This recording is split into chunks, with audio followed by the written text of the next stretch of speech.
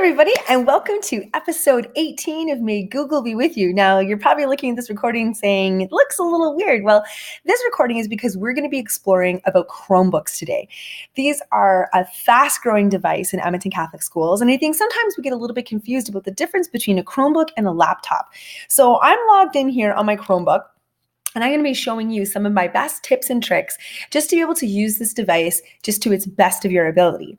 So the first thing is a Chromebook differs from the laptop in the sense that it runs a Chrome OS, which essentially is it runs cloud-based platforms. You have to have the internet really most of the time to make them work.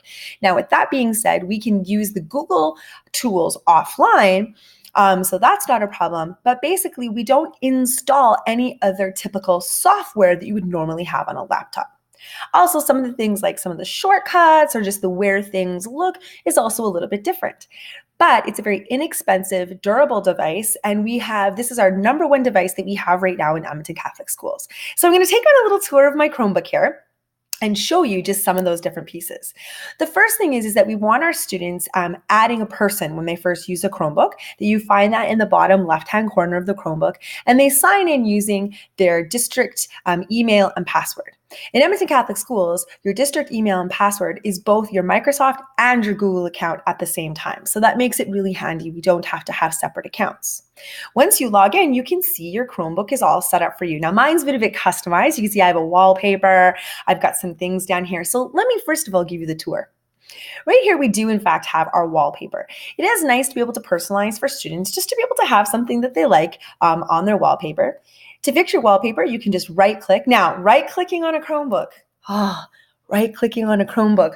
When I first got my Chromebook, I wanted to throw it across the room like a Frisbee because I didn't know how to right-click. A right-click on a Chromebook is a two-finger tap in the middle of the trackpad. I call it a snake bite with the kids. And so when I right-click on the background, I could do something like set my wallpaper. So it'll allow you to be able to upload your own image, but of course you'd be able to create something maybe even in Google Drawings and have that on there. Like the kids could make their name in Google Drawings and put it in there. Or of course they do have really beautiful, beautiful artwork that's just put in here that you can, customize how your Chromebook looks. Now, outside of that, we want to look towards the very bottom, that nice little black strip you see along the bottom. That's actually called a shelf. And so on the shelf, we have a couple of important things. The very first thing that's really important is in the bottom right-hand corner. This is where you live. This is your settings. You can see here that as soon as I click this, it gives me some notification. It's warning me. I'm sharing my screen right now in Screencastify, but I'll also see which account that I'm signed in with. I'm also going to see things like my internet and any Bluetooth devices I'm trying to connect, all of those different things. This settings is customizable to a specific degree if you have a managed Chromebook. And so a couple of things I want to show you is actually how you find accessibility features so that we can put in some of those built-in assistive technology. As well, for any of our language schools, how do we set up additional keyboards on our Chromebook? So how we get to that is when we click on our account in the bottom right-hand corner, you're going to look for that little gear. When you click the gear, it does in fact pop open your entire settings menu. So now when you're in here, you could simply search the settings if you really wanted to. I could look for the word accessibility and it will come up for me. Or of course, I could always just scroll through the features. Now, what it's saying is would I like to show my accessibility options on the system menu? That is a nice feature to leave turned on because I don't have to search through it in the settings. It'll just say accessibility in my menu where I clicked my picture in the bottom. Now, I want to go ahead and manage my accessibility features. Some of the things it's going to let me look is, do I want select to speak, text-to-speech voice settings, my display. I can enable a screen magnifier. I can change the size of my mouse. I can enable on-screen keyboard, dictation. All of these different things are in here in order to be able to customize the level of assistive technology for each particular student. So once I've saved all of those different features, anything that I have turned on or saved, now I can find that because in my menu, you can see accessibility has now been docked because I said I'd like to be able to find it. And now I can just go through and choose which one of these accessibility things I would like to be able to use. So that's one of the things that you'll notice there is that you might want to be able to just show some of your students, this is where we can find some of those. The next thing I want to show you is we can have multiple keyboards on a Chromebook, and we can toggle very easily between those keyboards, especially for perhaps, for example, in an immersion school. So in order to add another keyboard, we're going to hit that settings, and we're going to go ahead and we're going to search for keyboards. So we're just going to pull up the type of keyboard that I'd like to have, and I can see just the types of keyboard and all the different things that, control equals control, alt equals alt, like all of those different things. I can change my different keyboard, but as well, I can change the language and input settings. What I want to do is I want to be able to choose a new keyboard, and I can see that right now I have it set for a US keyboard, but you can say I also have a UK and a Canadian French. So let me just show you how I do that. So I'm going to manage my input methods. And what I can do now is I can go and search for a different keyboard. So for example, I already have Canadian French checked here. I would check off the different languages that I want to be able to have. And once I have those different languages set, now I'm able to toggle between those different keyboards. How I do that is just with the shortcut on my keyboard. So if you look as I'm watching in the bottom right-hand corner, you can see the word US. I'm on the US keyboard right now.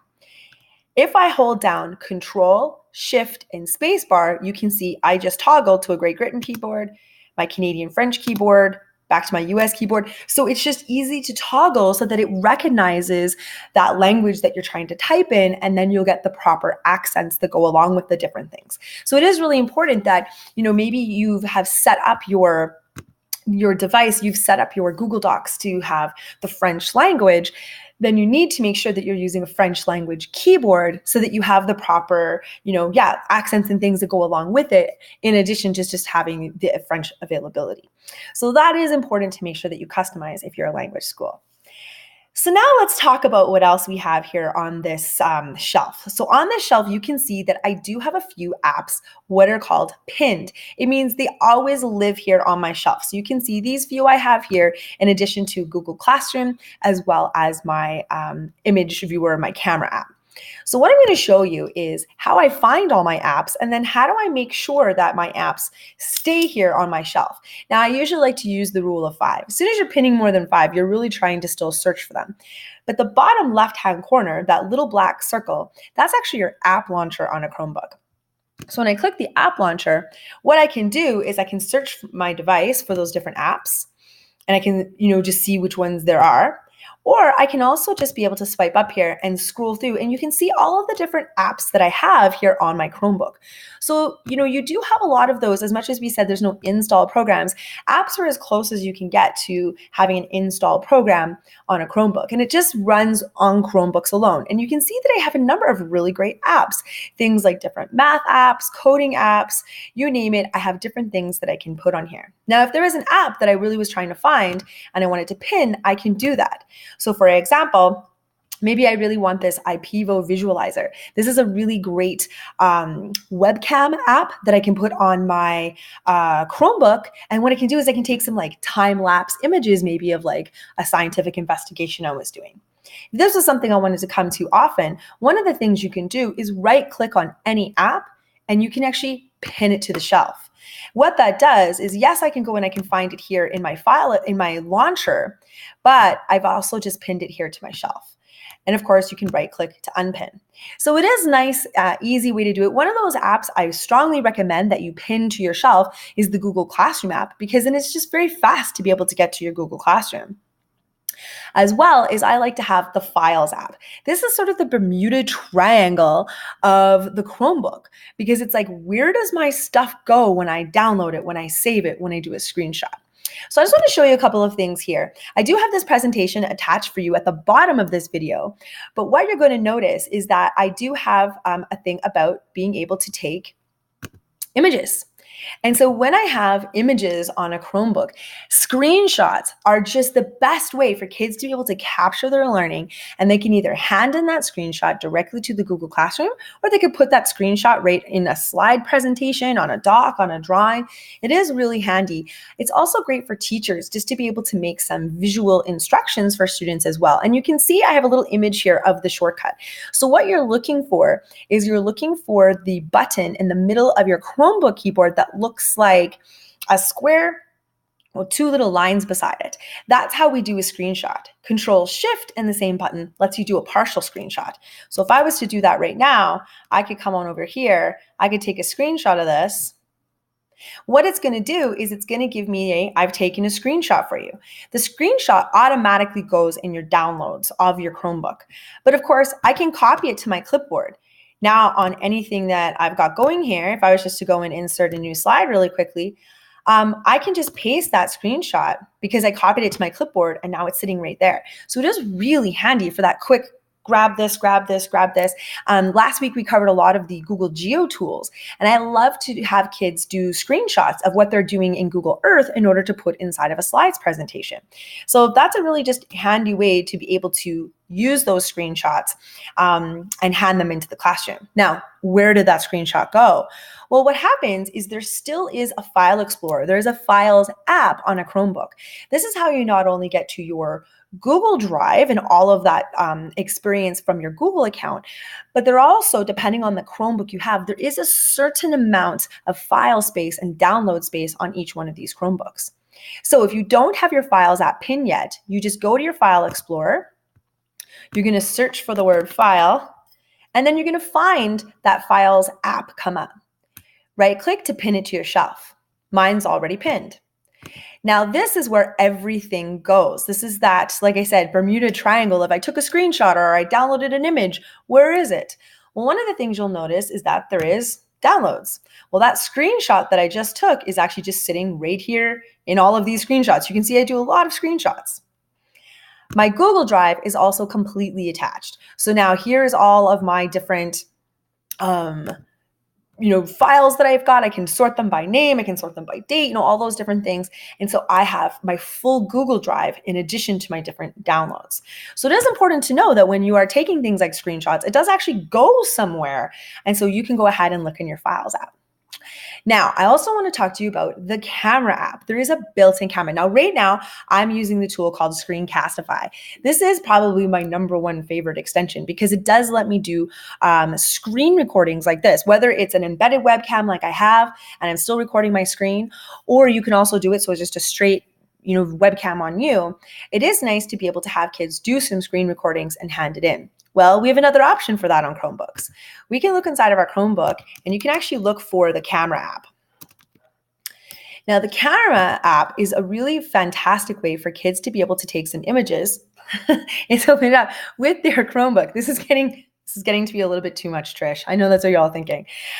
So we're going to open up this Chromebook, and now what the kids are able to do is they can simply use their space bar to be able to take a picture. So this is also really great if you are doing things with students. I like to call it Foursquare. So you take a sheet of 8.5 by 11 paper, you fold it into 4, and now it's the perfect size to be able to hold up to your Chromebook camera so kids can take some pictures. Maybe they're writing an exit ticket, they're just copying down a math strategy, whatever it is that they're trying to do. So kids can take those pictures. You can also even set it up so that there's a self-timer so that the kids don't have to try to wait. Anything that you're needing there, you can go ahead and have in your camera. So if I'm going to go ahead and use this camera, what I'm going to do once I have it all set, how I want to do it, I just hit the space bar. It's taking the picture. Now, where did this picture go? How do we be able to look at it? Let me show you. Okay, so I'll show you where this looks. I just had to move my screen recording thing just up here a little bit. If I'm looking within that camera, you'll notice that any of the pictures I took are just sort of floating there on that right-hand side to say, hey, I took the picture. What happened is actually got taken and is put in your downloads. You don't actually have to do anything with it. If I click on that image, I do have some options of being able to edit that image, print that image, do something to it. But if I'm looking for that image because I want to use it in something, just remember that it actually is inside your Files app.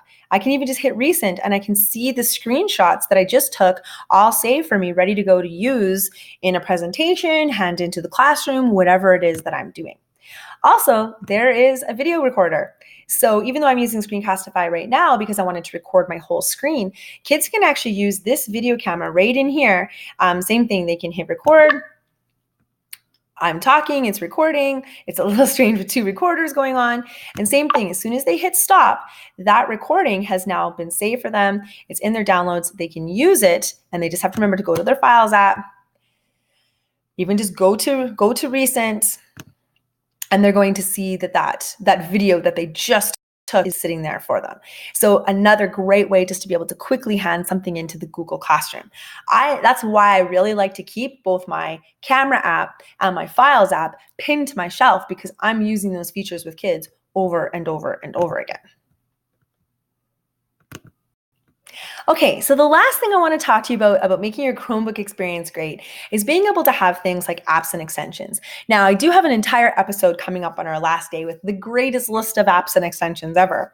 But for now, I just want to show you how we can have a benefit of having apps that are for our Chromebooks only, and where do we get those. So what you want to be able to look for is you're just actually looking for your web store. I can see here I've got web store. One of the things you're going to notice is that we do have a list of recommended apps and extensions for ECSD users. So for example, Scratch Junior used to only be an iPad app. We can now put Scratch Junior as a Chromebook app and be able to use that for our younger students. Another really great one is Book Creator. This is an opportunity to be able to make interactive books full of images, videos, audio. And when you go and look for Book Creator, you're going to be like, okay, where is it? Just remember, when you do a search, you can also choose what type of thing you're looking for. In this case, apps. Here's the Book Creator app. I can add it to Chrome. And now I have that app installed and available in my app launcher. So if I come down here, I'm going to go ahead and I'm going to look for my Book Creator. There it is. It's just sitting here for me to be able to use for Chrome right away. Not a problem. So we'll just let the internet load that. And now I could go through and use that. It's the same from just having different online manipulatives, math manipulatives we have. And so, oh yeah, I'm zoomed out right now because I am filming. So I could go ahead and I could even just find some of my number pieces. I really love these one because it is an opportunity to be able to do interactive manipulatives right here on a Chromebook. It just opens it up. It's an app that's running on my Chromebook. And now I can pull over things like the different types of frames I want. I can bring over individual manipulatives. Kids could be screen recording them doing this and doing their different math. So these are really great to have as different types of apps. So that's it. I hope you really enjoyed being able to see what it's like to use a Chromebook. I have a couple of tips posters attached for you below. And just remember, when it comes to shortcuts, that you can find the master of all shortcuts with a simple shortcut, and that's Control, Alt, and question mark. What it's going to do is it's going to pull up all of the different shortcuts that are available for your Chromebook. And so you want to look at popular shortcuts, if you want to look at how to get through your tabs in Windows, everything is here for you to be able to find all the different types of shortcuts of what your Chromebook can do. I have attached a list, though, of my favorites below and in our presentation. So thanks for watching episode 18. And if you ever have any questions about Chromebooks, just let me know.